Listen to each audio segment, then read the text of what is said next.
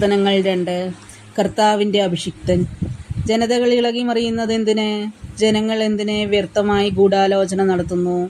കർത്താവിനും അവിടുത്തെ അഭിഷിക്തനുമെതിരെ ഭൂമിയിലെ രാജാക്കന്മാർ അണിനിരക്കുന്നു. ഭരണാധിപന്മാർ കൂടിയാലോചിക്കുന്നു. അവർ വച്ച വിലങ്ങുകൾ തകർക്കാം, അവരുടെ ചങ്ങല പൊട്ടിച്ച് മോചനം നേടാം. സ്വർഗത്തിലിരിക്കുന്നവൻ അത് കേട്ട് ചിരിക്കുന്നു. കർത്താവ് അവരെ പരിഹസിക്കുന്നു.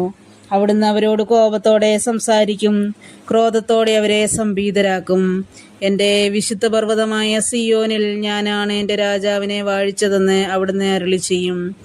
കർത്താവിൻ്റെ കൽപ്പന ഞാൻ വിളംബരം ചെയ്യും. അവിടുന്ന് എന്നോട് അരുളി ചെയ്തു, നീ എൻ്റെ പുത്രനാണ്. ഇന്ന് ഞാൻ നിനക്ക് ജന്മം നൽകി. എന്നോട് ചോദിച്ചുകൊള്ളുക, ഞാൻ നിനക്ക് ജനതകളെ അവകാശമായി തരും. ഭൂമിയുടെ അതിരുകൾ നിനക്ക് അധീനമാകും. ഇരുമ്പ് തണ്ടുകൊണ്ട് നീ അവരെ തകർക്കും. മൺപാത്രത്തെ എന്ന പോലെ നീ അവരെ അടിച്ചുടയ്ക്കും.